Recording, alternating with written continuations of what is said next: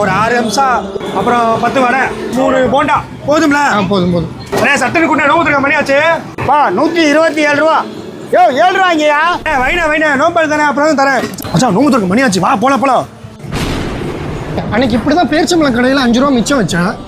ஜாவித் எந்தப்பா பேரிச்சம்பழம் 205 ரூபா இருப்பா. சரி வைங்க பாய், நோம்புக்கு மணி ஆச்சு, வரேன் பாய். 5 ரூபாங்கய்யா பாய். வைங்க அப்புறம் வாங்கிக்கலாம். அதை கொடுத்தியா இல்லையா? அதெல்லாம் அப்புறம் கொடுத்துக்கலாம். அதை வச்சு மாளிகை கட்ட போறாங்க 5-10 வச்சு. வாயா நீ முத.